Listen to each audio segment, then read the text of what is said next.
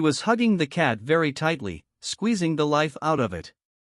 "Here is your money, ×3 for the trouble," the woman said as she placed the money on the desk. The Hokage nodded kindly as the woman left the room, only to receive piercing glares from the three genin.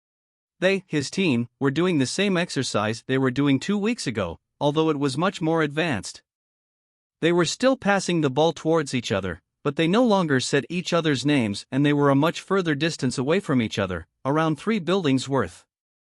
They were still blindfolded, however what made that more difficult was the fact that Kakashi kept rotating, or completely changing, the direction of the ball, proving it to be more difficult than before, and he was using a fair bit of strength to do so, allowing them to adapt to focusing chakra in key points of their body better. It's time, Naruto thought, throwing the red ball in the air. He flowed through hand seals before smirking. Futemon, Repusho, Wind Release, Gale Palm. A jutsu? Sakura thought, as she was the only one who heard him aside from Kakashi, as Sasuke was too far away. Naruto slammed his palm on the ball as it appeared directly in front of him, just as his jutsu activated. The jutsu sent out a burst of wind from his palm that sent the ball flying towards Sakura, however Kakashi reacted in time and kicked it towards Sasuke. Sasuke was prepared though, even if he didn't know the ball was coming towards him. As soon as he felt the wind touch his palm he channeled chakra into his arms, catching the ball without moving. However, he had a much harder time than he usually would catching the ball, causing him to raise an eyebrow. Kakashi-sensei, Sasuke began. Why was this ball harder to catch than the other ones you've redirected? And don't say you didn't redirect it, neither Sakura nor the Dobe have the strength to put this much force on the ball. Sasuke. You just had to reveal my secrets, didn't you? Everyone take off their blindfolds. The Genin did so. Well, the reason it was harder to catch was because Naruto here added a jutsu in to power it up, and of course the added force from me redirecting it just proved to make it more of a challenge. But why would Naruto add a jutsu to his pass? Sakura asked, walking up to Kakashi.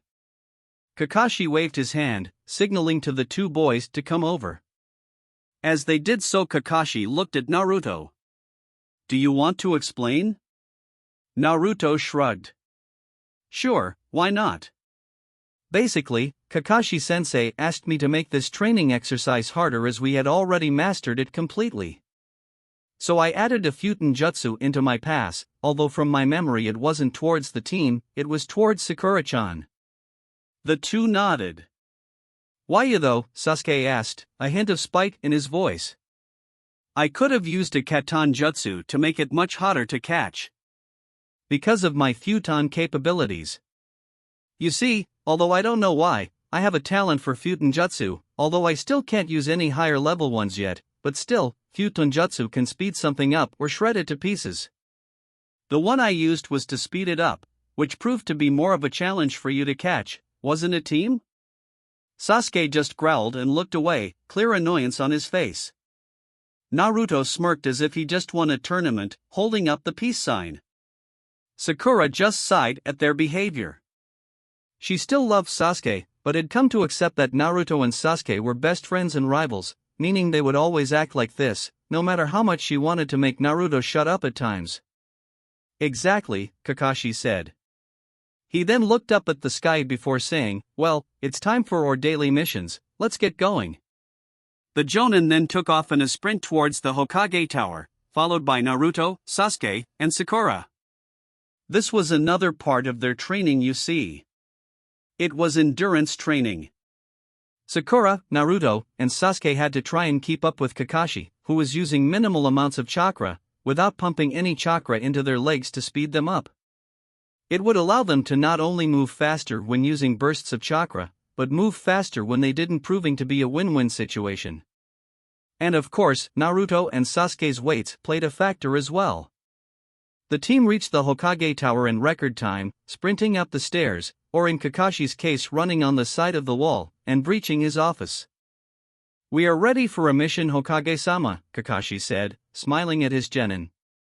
While they were panting, it wasn't as bad as they were when they had first done this exercise, which was when they were on the floor basically dying, and they had lost track of Kakashi. Well, Kakashi-san, you really are working, young Naruto-kun, Sasuke-kun, and Sakura-chan, Sarutobi said, smiling at their fatigued faces. They still have a lot of work to do, Kakashi said. TCH, Sasuke remarked, getting a laugh out of the Hokage. Well, on to more important topics, we have several missions for you, like getting Lady Daimyo's cat dash. Hell and oh, the genin of Team 7 roared, each of them drawing a kunai and throwing it at the desk.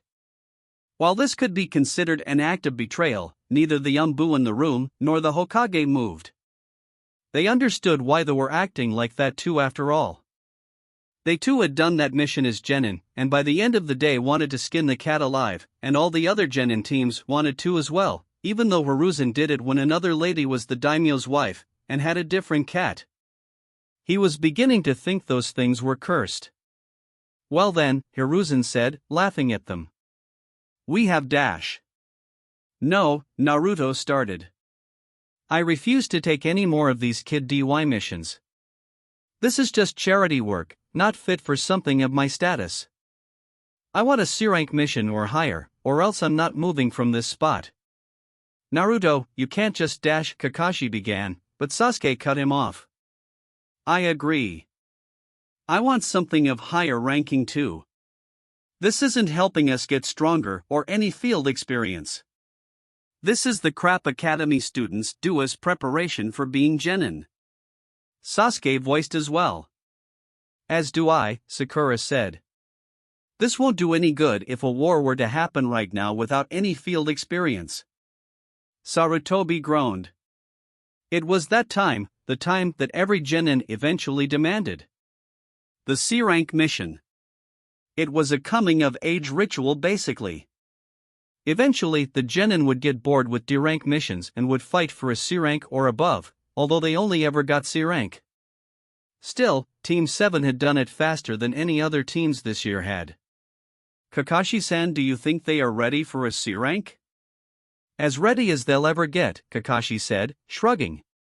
C-ranks still involved very little threats, usually escorts to nearby villages or taking out a minor bandit problem, nothing your standard genin couldn't handle. Plus, his genin were not your average genin.